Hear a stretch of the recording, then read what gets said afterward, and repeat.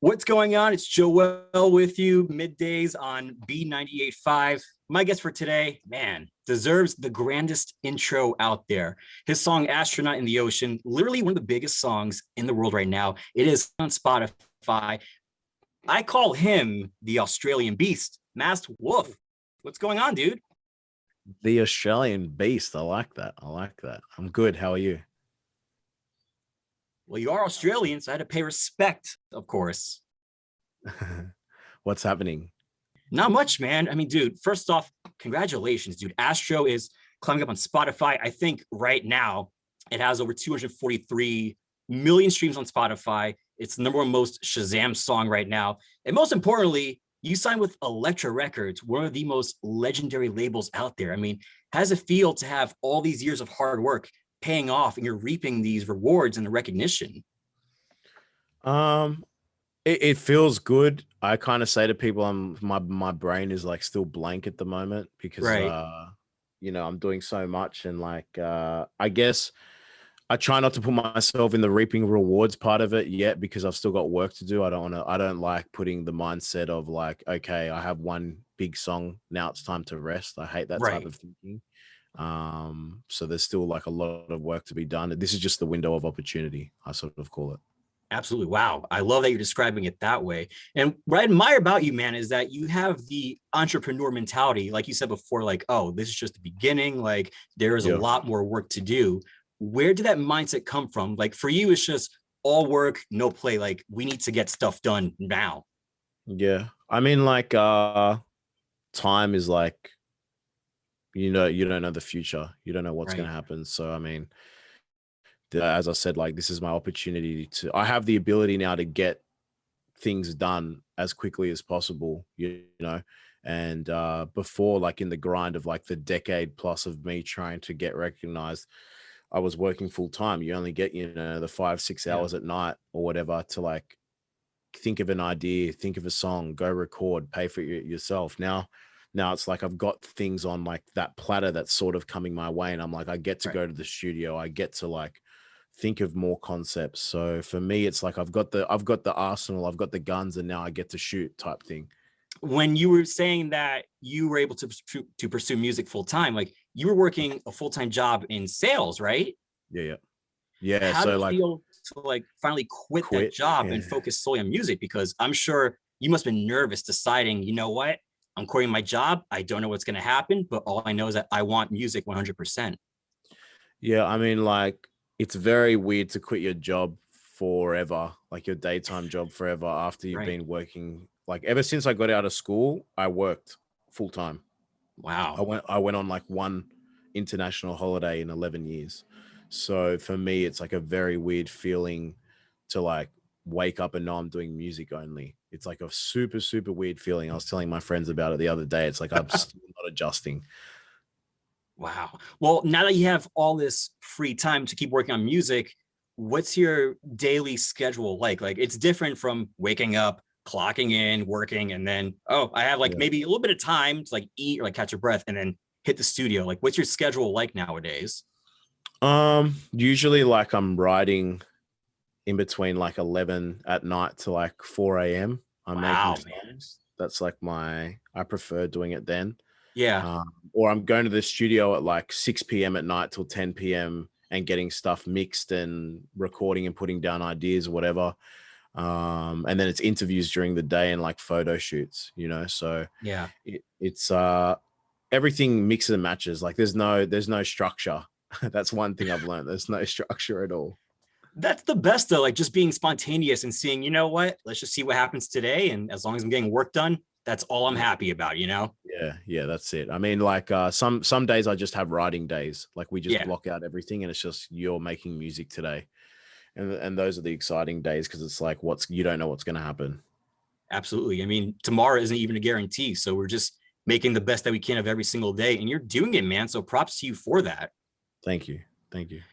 So let's talk about Astronaut in the Ocean. Like, first off, I kind of classify it as a depression banger because when you look at the lyrics, you realize, like, whoa, like this is actually about going through depression and like it's asking an open-ended question to the listener, like, what do you know about feeling down and feeling depressed? So what I wanted to know is, when did the idea for the song come about, and did you work on the beats and the instrumentals first, or did you hum the melody and base it off of the instrumentals? So I always find a beat first. I always get a beat first. Like that sets the tone and the storyline, and Yeah. that sets the melody. Um, that's just how I work. And when I found the beat or got the beat, basically I started scatting, and I came up with the idea of like an astronaut in the ocean, just thinking about being out of place and like thinking of like an imagery of what would be catchy to the eye. Yeah. And like for me, like I made the song in like late 2018, I think it was, and then we released it in 2019. So it was Mhm. out for like a year and a half, 2 years, and it wasn't blowing up. It was just there and Wow. gradually doing numbers. So yeah. Yeah. Well, during that span when it wasn't really picking up, like, did you feel moments of self-doubt and started questioning, like, maybe this isn't the career for me? Like, I don't know if I can do this anymore. Like, did you feel all that pressure and all that self-doubt and those insecurities? Not really, because I guess when we started in 2019 with the release, and then end of 2018 with Speed Racer, we started everything from zero. Like the Master Wolf brand was zero. So I Yeah. knew it was going to be a massive grind. And I said to myself, here we go again, starting from zero. That's what it was like. Yeah. And I think like when people started messaging me being like, your stuff is really dope, and they were from overseas, and they're like, well, I'm telling all my friends about you. That's when I was like, okay, something could possibly happen. And then 2 years later, it did. Yeah. And it gave you that sense of confidence to keep going. Like, hey, like, I really have something working here, right? Yeah, I mean, like outside encouragement is always key. I think it's hard when you don't have that. Absolutely. So when you found yourself, like, just over the past couple of years, like working on your music, like for almost half your life, essentially, what was it that kept you motivated and to push yourself forward? I just hate the thought of giving up. There was like, it Ooh. wasn't like, yeah. Oh God. I mean, I just don't like to tell people that I gave up on something. It's like Yeah. really kind of like pisses me off in a sense that people give up. Like when it gets tough, you just want to walk out. And I never wanted to be that person. I didn't want to be the type of person that when I have kids have to say that I gave up on this or that because of my situation or because I found it too tough. Right. It's not who I want to be. And it's a good thing that you've never even thought about giving up, because look at the song now, dude. Like, it started blowing up like late 2020. People were like dancing to it on TikTok. Even J-Lo danced to it. Did you catch that video yet? Yeah, I reacted to it doing my own little dance. Were there other celebs that paid homage to that song on TikTok that surprised you, or was it just her that you started to like fanboy a little Oh, bit? no, I think the Patrick Mahomes one was pretty nuts. I never thought like an NFL quarterback, like some UFC fighters. Only last week, a UFC fighter walked out with it as their theme song to a fight. It's all little things, but like to me, it doesn't matter whether it's a celebrity or not. You know, it's like if people. The biggest thing for me was the Shazam listens, because people were actually Yeah. pulling out their phone to say, "I need to know what that is." That's the one thing that tripped me out a lot, because I'm like, I mean, we have so many apps on our phones, you know what I mean? And we want to go Right. on Facebook, Snapchat, whatever. And for someone to be like, I need to do my code or my face ID and click Shazam and say, I need to know this. That was when I was like, okay, some people resonate with this song very well. Yeah, absolutely. I mean, the Patrick Mahomes video, like, I saw it too, and I was just like, whoa, that is nuts. This dude is going to blow up. Like, he has the world in the palm of his hands, and you're getting there, dude. I mean, how does it feel now to like keep on working on new music, which I'm assuming you are right now? There is going to be a Mm. follow-up to Astro, right? I've completely stopped making music. There's No, nothing. don't even. Yeah, so I'm working on singles at the moment. Obviously the album, which is very like paramount to me. Hmm. I'm a big quality person, so I don't want to just chuck 20 songs and be like they're all different and Yeah. just listen to them. There, I want some sort of like correlation. So yeah, singles and album coming soon. Album. Oh man, you got me really intrigued about that. Let's talk about the upcoming singles first. Do you Mm. feel the pressure now to follow up Astro? Or are you just thinking, nah, man, I'm just working on music. Whatever comes out, comes out. Yeah, I've always been under the like the mindset that pressure is just a created word for yourself. Like there's no such thing as pressure unless you like create it. Yeah. And I used to be someone that used to get read comments and get annoyed by them, and negativity would get at me, but now I don't. I usually laugh at them.